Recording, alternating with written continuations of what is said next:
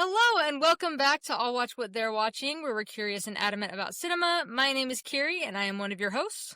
And I'm Adam. And today we have got another arts and charts. So we kind of trade off choosing who's going to pick the arts and charts, and then we kind of collab a little bit. And I was looking through my watch list and I wanted to pick something to go with Parasite because I hadn't seen it yet. So we picked Parasite and a movie called Sorry to Bother You. Then I watched Sorry to Bother You. I hated it very, very much. So we pivoted and we're doing the 2024's Wild Robot and 2012, I believe, or 20 Something like that, yeah. Wolf Children. Because I knew both kind of were animated and both had themes of motherhood that I wanted to explore. Yeah, quite the pivot in movie choice, I'll have to say. Yes. Now, I had seen Parasite before. I did rewatch it in preparation for it, and I did not have the chance to watch the other movie, which I already forgot. I just said it 30 seconds ago, and I kept forgetting, and that's part of the reason why I watched Parasite first, because I could not remember the name of the other movie. But Parasite's great. These movies are great. This will be a good episode. Honestly, great pivot, because it's going to be a fun conversation to kind of dissect those, especially a very popular contemporary movie with, I almost said Parasite, with Wild Robot, right? Came out last year, was a big deal. Lots of conversations during the Oscars, was the heavy favorite for a long time, and lost, but we'll talk about it. Flo swooped in and took it, which I'm not mad about. I really liked Flo. Yeah, no, so it'll be motherhood is a fun topic to kind of go through, and so these two movies really do this from a really fun perspective. I think both are very unique takes on it, and I think you can glean some really, really cool things. Wolf Children, that mom, oof, oh man, we'll talk. We will talk. Let's kick it off with Wild Robot, though. Yeah. Because we tend to kick it off with our charts first, get people's attention with the movie they have seen. Wild Robot, came out in 2024, directed by Chris Sanders. He also did like Lilo and Stitch, handful of other movies. Stars Lupita Nyong'o as Roz, the wild robot to speak of. Pedro Pascal plays a little fox, and Kit Connor plays the little baby goose that Roz takes care of. And then it's written by Chris Sanders, and Peter Brown is the author. So I didn't know this before going into it. Did you know that these were books? I did. Sister, shout out, sister, if you're listening. She had read it to her kids, and so we gifted them a gift card for Christmas for a movie, and this is the one they chose to go see because they had they had read through the books. There's 3 books with the fourth coming, I think. Yes. Are they like chapter books or like... They seem to be like chapter books, yeah. So it sounds like Peter Brown wrote 3, and I think the intention was to... This is me just talking, I could be wrong. But I think that Peter Brown wrote the 3, and then this movie did so spectacularly well that he's like, yeah, there's a 4th one coming. So did this cover like the first 3? It's funny you say that, actually. Garnered attention. Yeah, no, so this is a tangent, but I think it's related. So Mickey 17 that came out earlier this year, and then Bong Joon-ho, who's a very, very prolific filmmaker, he made Mickey 17, which was based on the book Mickey 7. And as soon as it got picked up as a movie, the author went and wrote a sequel because of the same thing. Really? Like, yeah, well, now that this is getting picked up and it's this really good filmmaker, I'm going to make a sequel and it's going to be great. I'm going to make more money, and then it's going to be this whole thing. Well, apparently they made so many choices in the first movie that the sequel is now like, does not work at all. That the plot lines, there's just no way you could do it because of changes they made in the movie. So I just thought that was a funny way that, yeah, like you said, if a movie's getting made, there's a 4th one coming. Of course, I always wanted a 4th, but... Yeah. Right. And I could be wrong. There could have always been an intention for a 4th. Because this movie was so successful. That's my assumption. That checks out. But quick summary if you haven't seen it. So it seems to be that Roz, this robot unit, ends up in, the process of being delivered, gets veered off course and lands on this island. So she wakes up and on this island, and she's immediately dives right into like, okay, well, it's my duty to help people. Like, I have tasks and I complete tasks. So who has a task? And there's all these animals who pretty much don't want anything to do with this weird, unnatural thing that has shown up in their home. Various things ensue. She decides, okay, it looks like this was a problem. I'm just going to activate my little, like, homing beacon so that, the company can come pick me up, and then I'll be returned where I need to go. And again, shenanigans ensue. She ends up crashing into a nest, and there's one little egg left. And so it cracks open. There's this little baby goose, and she decides to take care of it and raise it, basically. So she, with the help of the Pedro Pascal voiced fox, raised this little baby, teach him how to swim, how to fly, all these things. And eventually, and there's some conflict in there, the goose doesn't feel like he doesn't fit in with the others, and everyone's scared of Roz, even, as he's growing up. And so he and Roz have some conflict. He, decides to fly south with all the other geese for the winter. And that's kind of where, when I was watching it, I was like, we have 40 minutes left of movie. Well, we need some explosions and fire bombs. Right.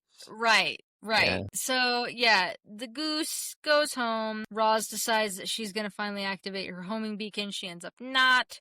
There's this lovely sequence where she saves all the animals in the snow, which, again, doesn't need to be there. No. Did it make me cry? Yeah.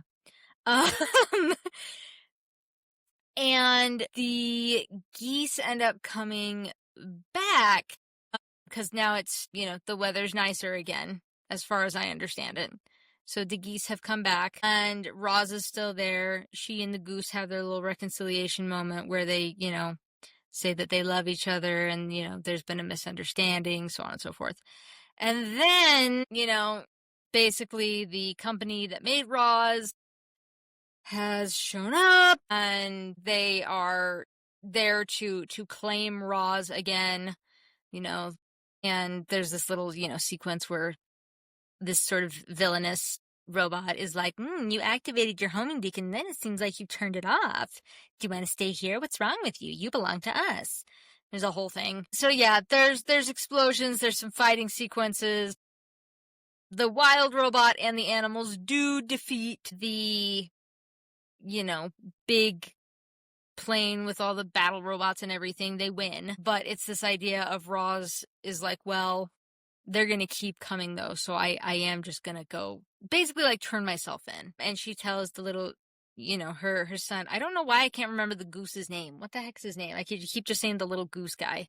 No idea. Okay. Well, that shows how memorable his character is. I'll look it up. So her little goose son, when she was being deactivated by the bad robots, he was able to kind of help her remember. And so she basically says that. She's like, I'm going to go and turn myself in. He's like, but no, they're going to wipe your memory. And she's like, yeah, but you're always going to be able to bring it back. So the ending scene shows, her having been cleaned up, memory wiped. She's just working in one of the little fields with a bunch of other robots. And her goose son shows up. And she she remembers him, and they have like a little cuddle session, and the movie ends. Because who could forget Bright Bill, Bright Bill, that's his name.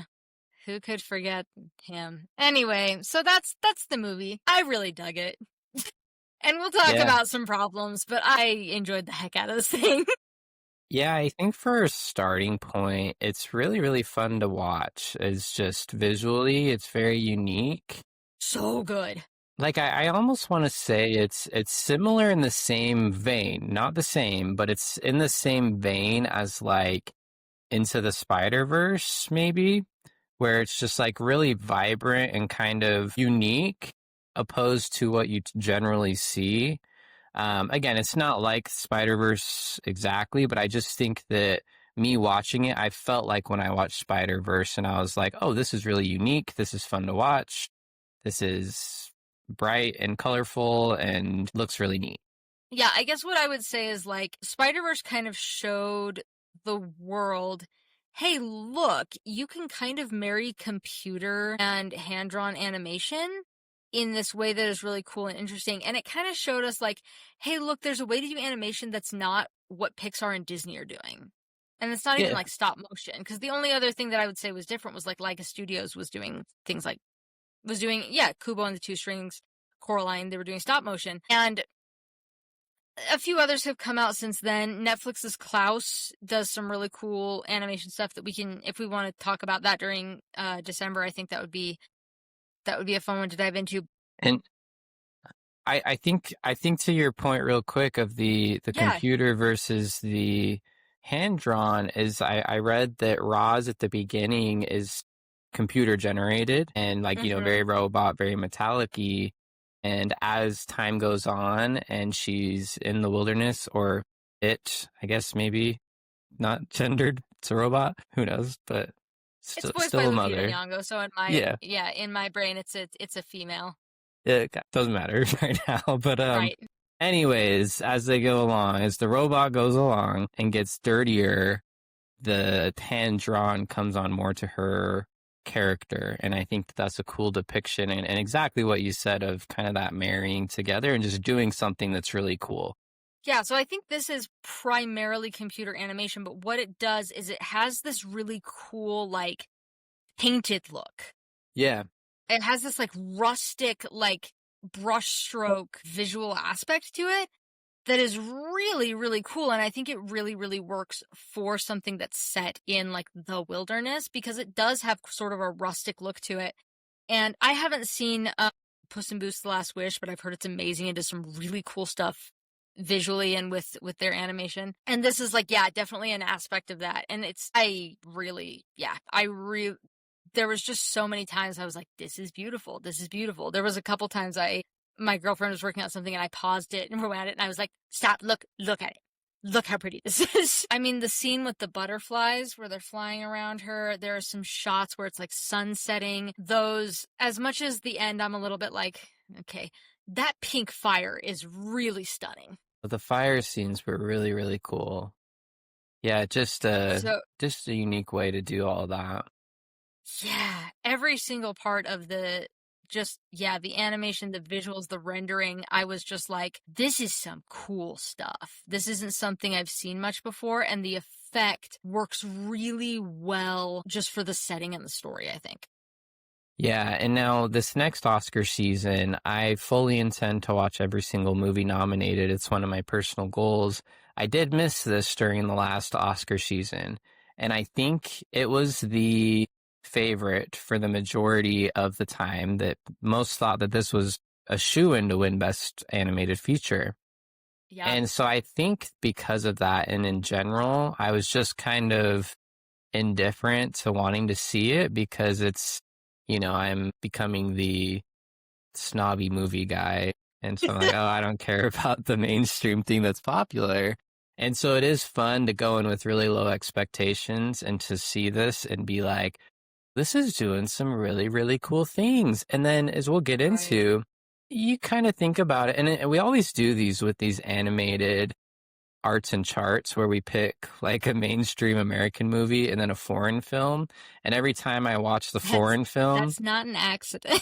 Yeah, every time I watch the foreign film, I'm like, well, there's like a lot of ideas going on here. And I think back to the American one and I'm like, what ideas did they even have? And I go back into Wild Robot and I'm like, yeah, well, I mean, there's the obvious ones that anybody can pick up on just watching, but it's like, what are you really leaving with, Yeah, it's... but I say all that as I still really like this movie, but I still come back and I'm like, well, that's just telling of how good so much of these visuals and cutesiness and heart it has, that it pulls all of the things that I think are maybe lacking along a long way. Sorry, I keep cutting you off today, but I just... No. No, you're good. I think you make a lot of good points. I mean, and I've said this before, and I said this a little bit with Ghost in the Shell, and I don't want to become like so pretentious that people start turning the podcast off when I say this. But I've said a little bit before, especially with, I think, Japanese in particular. Japanese animated films are almost less interested in kind of spoon-feeding things, and they're less interested in tying things up in a neat bow. And I think the reason for that is Americans have this idea, and this is a generalization, and we're breaking out of this, but I still think it's a very mainstream idea that if it's animated, it's for kids. Animation equals kid-friendly, family-friendly. And yeah, adults don't enjoy it too, but it's a movie you can turn on for the children. Because Japan has such an industry with anime, that is not the case. Right. Because even with TV shows, you have things like Pokemon, but then you also have things like Death Note. And so, like, that's kind of the thing. And so with Wild Robot, and we'll go into this a little bit more with Wolf Children, but like Wild Robot kind of ties this into a neat little bow. It leaves it open-ended that I'm like, okay, you left it open-ended enough for a sequel, but it does a lot of neat, it wants to give you kind of a clear-cut ending. And I feel like a lot of times Japanese animated films do not feel the same pressure and need to do that. And we'll do this more when we get into more Ghibli films too, but like that's kind of how Princess Mononoke is. Princess Mononoke is not a picture-perfect ending. And I mean, we'll talk about Wolf Children. That's kind of how Wolf Children is too. Wolf Children is not a neat little bow ending. It is not everything is fine, everything is great. But yeah, Wild Robot, I do feel like the messaging is very much, while there are many themes of motherhood, there's a lot of like, kindness. Kindness is the way to go, which isn't a bad message. I mean, I picked this because after I watched Sorry to Bother You, I was like, I cannot do a single more social satire. I am going crazy. We need something. And so, like, I mean, I texted you. I cried 5 separate times during this movie. 5 different times. I was just like a hot mess. Like, I kept looking at my girlfriend just being like, this is crap. And I just have tears, coming down my face. So, yes, but the messaging is very much like kindness, love, which is interesting because the humor in this is kind of dark.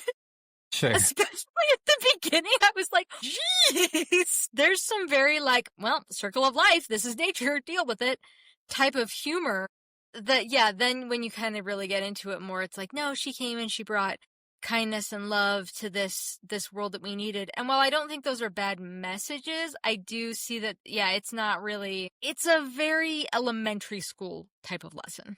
Yeah, and there's some interesting things there with like death and exactly like you said, the circle of life. And, maybe if this was a Japanese film, it would really jump into those and it would really kind of leave you with some, that scene where she's bringing all the people in, all the animals, I should say. Yes. During the winter, like I wonder how that would play out from a different perspective that is focusing on the circle of life and what that kind of looks like and how that, it's just one of those things that you do watch this and you feel like, yeah, this is nice, this is good. And obviously the target audience isn't animals in the forest and wanting them to get along. It's people and wanting people to get along, so it makes sense to have something like that. But yeah, it's one of those things where you can come away and you can feel really good about the experience of watching this movie, but to try to dig in a little bit deeper, I'm not sure there's too much there from the storytelling perspective. Yeah. And again, I can't remember, I don't know when this episode comes out, but at one point in this podcast, I talked about Pacific Rim and how it's a movie about big robots fighting big monsters, and it's awesome, and it works, and it's great. I think this falls into the same category, where this is a lovely story with lovely visuals, and it works, and it's great. And that doesn't always work for some reason, and this is just one that really does work for me. Yeah.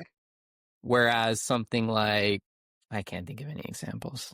Well, yeah, something like, I don't know, various, like some of the overly cutesy Disney movies or other DreamWorks movies, where something, for example, like the movie Home doesn't work. Right, exactly. Perfect example. Wild Robot does, but like the story is a mess.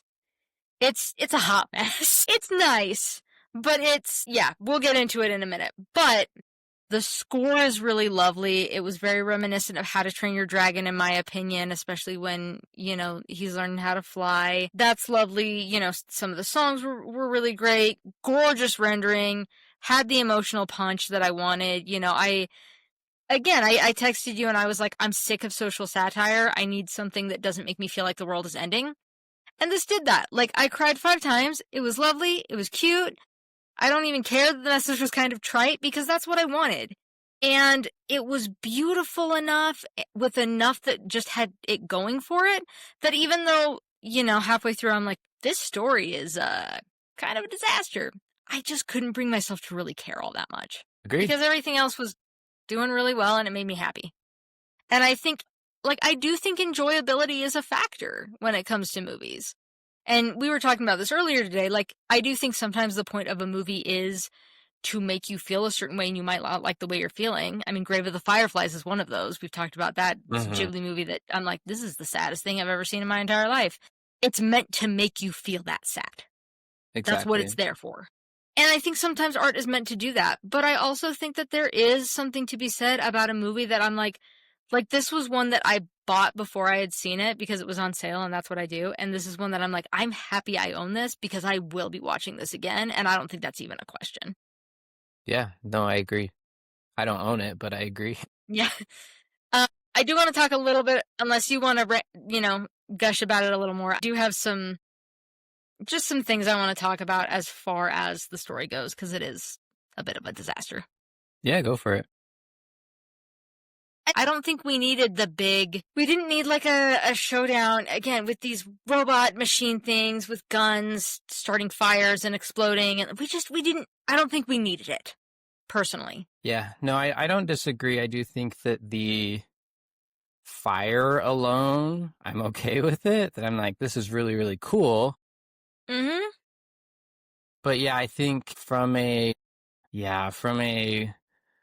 wait, how did we get here? Why is this happening? What is the state of the world right now? Why is it important they have to collect this robot?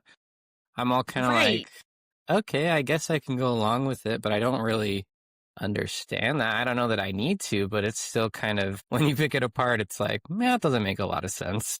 Yeah. Yeah, that's where I'm at as far as that goes, is I'm just kind of like, all right, it's fine. Again, the peak fire was pretty cool. The animals came together. I just was kind of like, this is okay, it's fine. But I did do a little bit of research, and there is going to be a sequel. It has the same title as the second book in the trilogy. Okay. I guess my question is, how do we feel about the fact that there's a sequel? So what's the name of it? Yeah, The Wild Robot Escapes is the second one.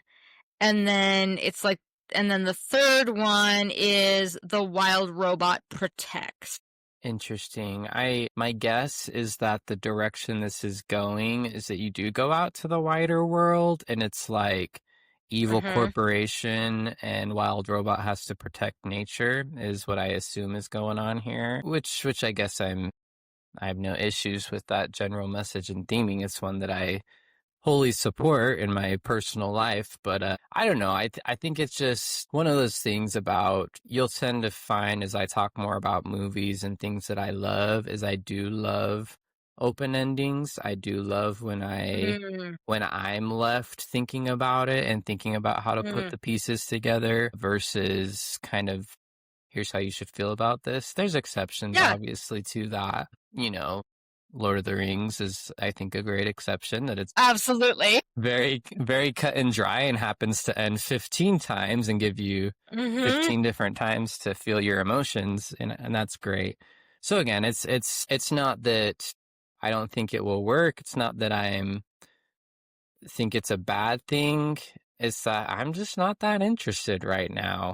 And, I'll probably tune in because it's cool to look at, but I'm not on the edge of my seat waiting for it. I don't think I was entirely expecting Roz to return. And so when she did, when you see her all cleaned up and stuff, I was like, no, that's not Roz. That's not who I've grown to love through this whole movie. And so seeing that the title is The Wild Robot Escapes, I'm like, Okay, that tracks. Like, I'm kind of cool with Roz going back to the wild, but I am a little bit like, the movie ended, I'm really not sure where we're going with this. And again, I'm willing to be proven wrong. There have been several times I've been like, ugh, we're making a sequel, and then the sequel came out and I was like, okay, that was really good. So I suppose this thing can stay. I'd be happy to be proven wrong for sure. I think I'm kind of in the same boat where I'm not necessarily like anti it. I'm not like, oh my gosh, we're making a sequel. I'm just kind of like, oh, that's interesting. Yeah, it's kind of an interesting, it's an interesting question too, because as people that love movies, me and you especially are like, make more original movies, Don't make Toy Story 12, make The Wild Robot brand new thing. And so now you have this IP that made over like $350 million. So obviously you can start a franchise because you can have wheelbarrows of money delivered to your doorstep now with the Wild Robot. So it is kind of this interesting thing of like, yeah, you want new things, but then eventually a new IP has to be created, and then you're going to get Wild Robot 2. And it's not like we were not here complaining for Toy Story 2. That's, but by the time you're Toy Story 5 or 6 or whatever, it's like, well, I was kind of tightly wrapped up after the first 3. Yeah. So I don't know. I think it's, again, I'm not mad it's Wild Robot 2, and there's source material there already. Yeah. So I think that's a huge plus. Yes. But yeah, it's just they're not just pulling a story out of their butt. They've got something there.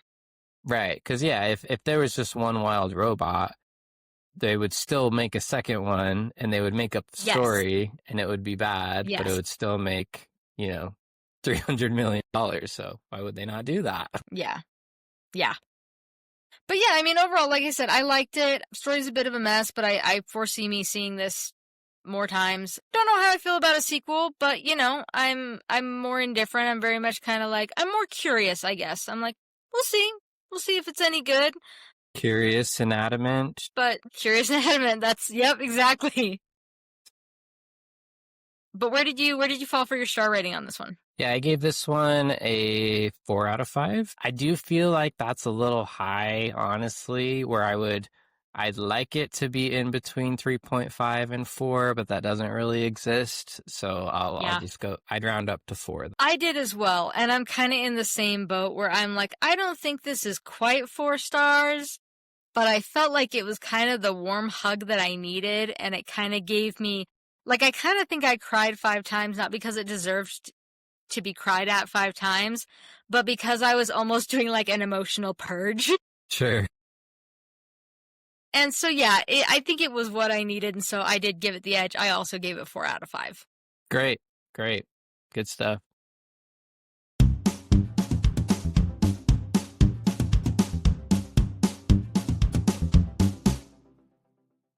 All right, so that takes us right into Wolf Children. Yes. All right. I don't know any of the details of who this is or what it is, but I can give a plot summary after you give those. Yeah. Cool.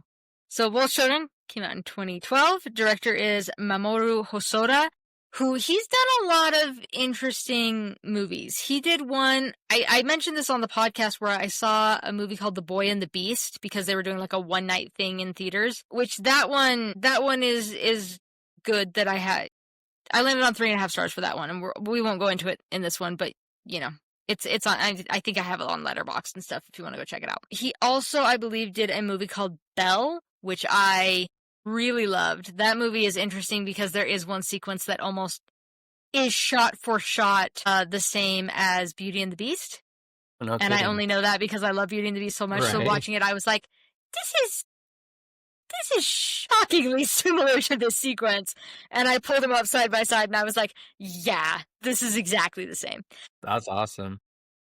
So he has, like I said, I think he has some good ones, some that haven't hit as well, but he is kind of one of those Japanese directors that I kind of have my eye on. There's Aoi Miyazaki, Takao Osawa, and Haru Kuroki. And then it's written by Mamoru Hosoda, the director, and Satoku Okudera, who he also did a couple he wrote a couple others that Hosoda did. He wrote, I think, Summer Wars. I can't remember the other one, but he and Mamoru Hosoda have worked together a little bit before. So yeah, but Wolf Children is kind of known as one of Hosoda's films that is kind of beloved. Okay. So yeah, I'll let you go ahead and recap it. Yeah, I'll be pretty brief on this just because I assume most people, as our arts pick, I assume most people haven't seen this. Yeah. Although maybe a bunch of people have if it is a more popular anime. It's a director that's a little bit more well known. That doesn't necessarily mean much. No, yeah, sure.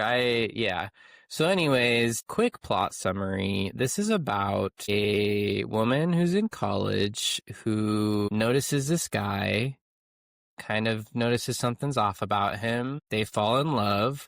Turns out he's a werewolf.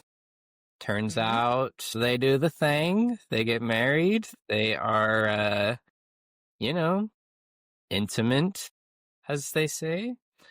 And this isn't a huge spoiler because it happens early on, but he unfortunately dies as a wolf because he's a wolf in a city and people see a wolf in a city and they get rid of that wolf. And she's pregnant and gives birth to two wolf children who are part wolf, part human, and like a werewolf. It's not a moon werewolf, by the way. It's like a werewolf you can change whenever you want. And obviously, as kids, they don't know when to turn it on and off. So like the girl's really hyper, and when she gets mad, she'll turn into a wolf. And yeah. So one quick thing is, it does seem to be at least a little bit emotionally driven, including him. He has a lot of control over it, but like it sounds like, when she does give birth both times, some of his wolf instincts kind of kicked in. So it is kind of at will, but I would say there is an emotional aspect to it, where in high emotional situations, it's almost instinctive for them to become like their wolf side. So that's important. So basically, again, not him dying is the only thing you really spoil in this movie, but it happens early on. So, Very whatever. early on. So the rest of the movie is basically just the mom taking care of the kids and kind of this balance between how do I raise a wolf child and trying. And let me just say, this is the most incredible mom you'll ever see depicted in anything ever. Like, never complains, does everything for them, totally gives of herself just to raise these kids, and just an incredible example of just like the way that she didn't complain really was incredible to me. Like setback after setback, and she was just like, all right, what's the next thing to learn? Again. Yeah, let's do the next thing. So again, that's kind of the conflict really becomes, there's two kids, and so you're kind of looking at both lives of being a human versus being a wolf and how that kind of plays out with the two kids. And that's where most of the tension kind of lies in it. I would say it doesn't, like we've been talking about, it doesn't really resolve really, really cleanly. It just kind of, there is a distinct sort of resolution, but it's, you're just kind of left like kind of thinking about it and working through it. There were some plot lines that like, they really leave open that I thought was really interesting why they did that I was like, oh, that's, I know it's not like they ran out of time. It's just clearly they were trying to introduce something and then they took a step out and kind of left that be. Yeah. So it's a really interesting movie. I really liked it. The hand-drawn animation, obviously. So good. So some really unique and cool things they do. But yeah, that's it in a nutshell. Won't get too deep into it. Obviously, there'll be some spoilers if you're not into it, but yeah. So I'd say the one thing I'll just spoil a little bit is it does, so if you have seen it, skip ahead about 30 seconds. It does very much show you like these are two kids who make different decisions, but it's an example of, hey, eventually kids aren't kids anymore and they go off and they do their thing. Again, Wild Robot does that in the first hour, and then it spends 40 minutes doing other stuff. But, like, that's the thing, is the poignant aspect of Wolf Children is that, like, eventually, like, kids say goodbye, and kids get their own personality, and they make their own choices, and they go do their own thing. And I guess that's kind of what you mean, is like, it's not a super clear-cut, beautiful ending. Like, it's a little melancholy. It's a Yeah. little bittersweet. I love that. I think Mhm. it's perfect, but it is, like, one of the things, as I said, is like, story is very slice of life. It's not for everyone. There's not action necessarily happening at every moment. It's very much almost like a methodical sequence of events. Like, this Right. happens, and then this happens, and then after that, this happens. And it ends with the kids, now, teenagers, making decisions, like leaving the nest a little bit, so to speak. Yeah, no, that's a really good point. I do think that the comparisons between these two movies are pretty interesting, and I think it speaks to a lot of just kind of the experience of what it's like to obviously I'm not a mother, but I am a father.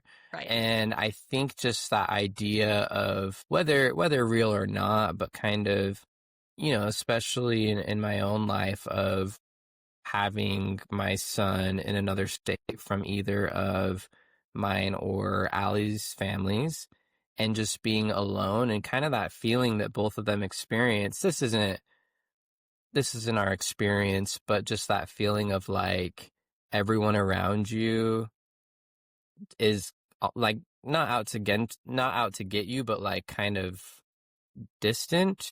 In the Wild Robot, Yeah. all the animals are like, no, don't help me. And then in this one, when they move out to the farm, it's everyone kind of keeps their space from them for the first little bit. And then Mhm. slowly that door kind of opens and more people kind of come in to kind of build that tribe or build that community to help to raise Yeah. that kid. And so I think that like I obviously not one-to-one comparison or feelings, but I think I can understand that what that feeling is kind of like and an understanding of like when you look around and you see there's other people that are just like you that are trying to figure things out, Mhm. that kind of puts you in a good spot. But if you don't have any other wolf people to help you, that Right. provides some conflict, that provides some struggle for the mom to wrestle with. Yeah. Yeah. No, I think that's a great point, and that's, you kind of see that throughout, where she is very much just like, I I don't know how to raise, like, no, you don't get a handbook for raising kids, first of all. And she's like, my kids are part wolf. What do I do with that? And I mean, you kind of see that throughout. She doesn't know how to raise wolves, as she shouldn't. Like, there's no expectation for that. And I think, and this is again delving into spoiler territory a little bit, like, I think that moment where she passes out in the woods and Hmm. she has that little, like, vision of her husband, and she's basically like, my son, he's only 10, 11, like, he's still a kid. And her husband is like, wolves age differently. Like, your son is a man now, or your son is a grown wolf now. Like, he is ready to go. He's ready for the leadership that has been presented before him. Yeah. He is ready to kind of be like a king of the forest. This idea of, like, he is grown. I know he's not to you, like, he's still your little boy, so to speak, but her husband kind of has that moment where he's like, our son is an adult now. Like, you know what I mean? He's a grown wolf now. He's ready to go. Yeah. Yeah, I think that it just, again, all these ideas are really, really neat. I think it's so interesting that, if you're listening to this, the son is the one that wants to be a wolf and the daughter wants to be a human Yeah. person, right? So it ends with them kind of choosing different paths, where they're still both part human and part wolf, but the son ends up embracing the wolf and choosing to pretty much live primarily as a wolf. And yeah, the daughter chooses to live primarily as a human. What I find so interesting about the son, though, is that he starts off being the hesitant one. Like they have a Yes. flip in sort of their adolescence as they're Yes. growing. They both kind of start the opposite and then flip at a certain point. And it's really interesting watching the son's turn because it happens Mm-hmm. when he he's trying to hunt and he slips on his jacket because, he's also a boy, so he's wearing clothes, but then he turns into a wolf and Yeah. he tries to jump and he gets caught on his jacket and falls in the river, and it's this whole thing, and he almost dies, but they get him out, and his mom, is worried about him. But anyways, for whatever reason, you see him kind of like have this spark ignite in him through that Yeah. experience. And it's one of those things that, like, it's just cool when you can see in somebody that they have this passion or they have this idea, Yeah. and it just kind of lights with them, and that they're going to accomplish that thing. And I think this movie captures that really well, where you're like, at that moment, you're like, Agreed. oh, he's going to be the wolf. And to watch him go through that is pretty special, I think. Yeah, I agree. Because he, the daughter is super excited to start elementary school, and she gets there and she does really well. She makes friends. She's enjoying that experience there, and she's almost like very excited for him to be able to experience that too. And he tries and he just struggles. Mm-hmm. He doesn't want to be there. He doesn't want to be with the other kids. He feels like an outcast. It's too many people. It's too much.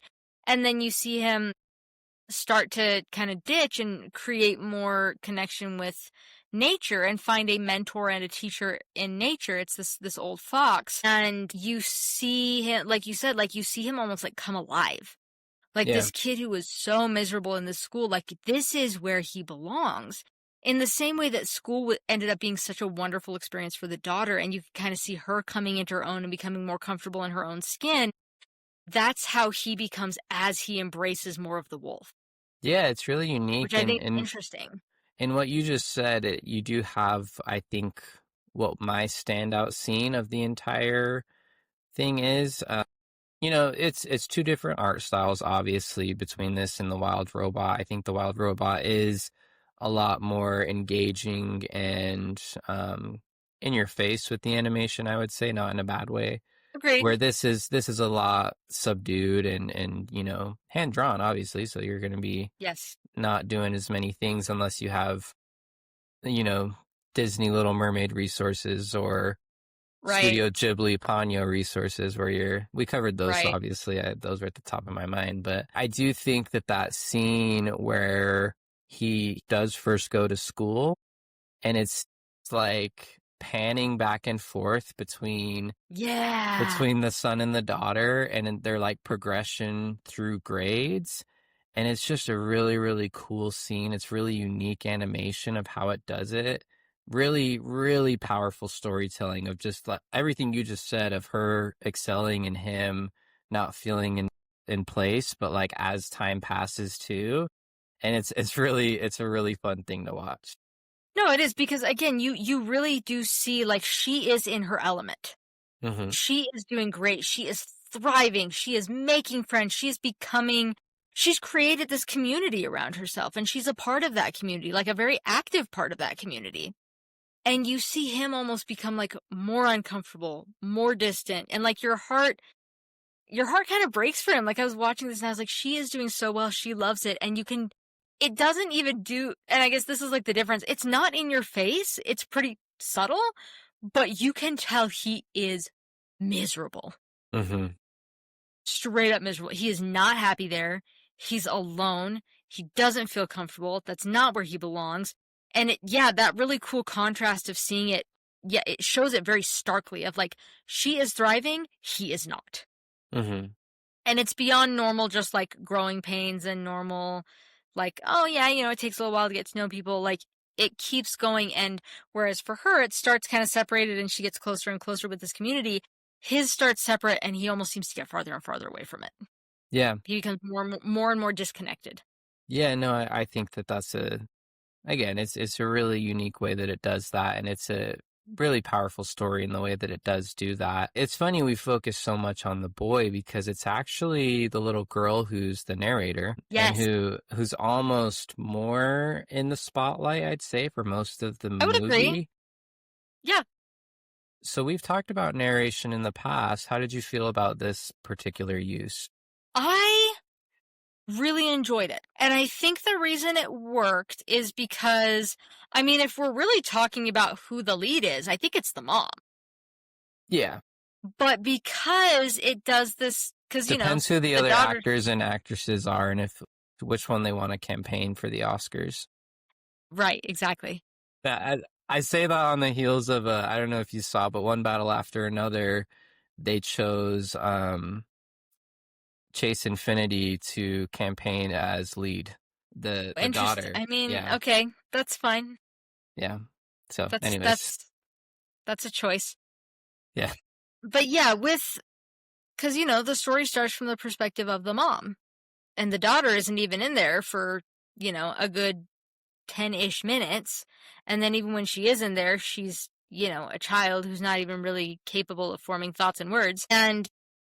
But yeah, I think it works because, like I said, this is very slice of life. It's very much Mm-hmm. a sequence of events rather than a beginning, middle, and end, kind of like it is. I do feel like there is a beginning, middle, and an end, but it's not. Yeah, it's not clear cut, and the end is very open ended. And I think it worked for something like this.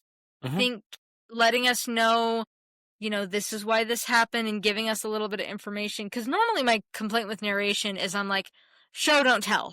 I feel like this Yeah. did a perfectly fine job of showing. It just allowed us to get a little bit more into the headspace of these characters a little bit.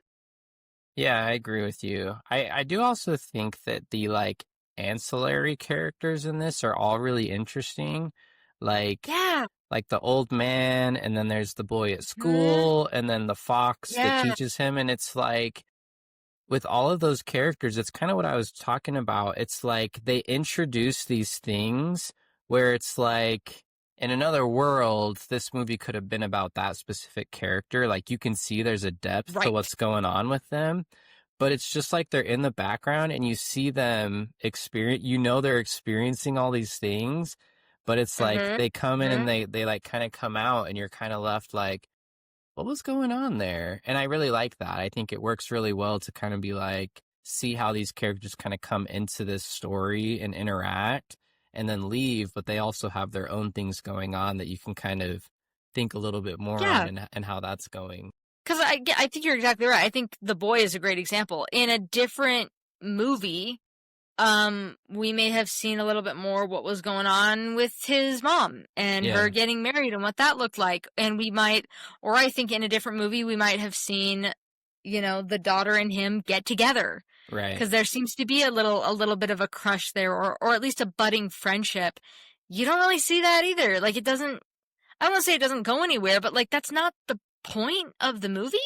Did you Like, ever think that the boy or the old man was the fox? no. Oh, I thought at one point, I was like, I wonder if they're the Oh, okay. fox. Maybe. I mean, that's an interesting idea. But yeah, I think you're right. And it kind of shows, I mean, it's the same thing with life, right? We have different people come in who kind of take like center stage in our life, but then they're in and they're out, and that's just how life is. Yeah. I know you talked about your favorite scene. I would actually say the scene that stood out to me that my jaw was on the floor was that scene when they're like frolicking in the snow. Yeah. That was Where awesome. they're just running and you see the camera kind of move with them and they're playing around and jumping around in the snow, and the snow is just like churning up in this like almost frothy these like frothy whirls of I don't even fully know how to describe it, because there's Japanese animation does this thing where, for example, in pretty much all American animation, it's a certain amount of frames per second. Sure.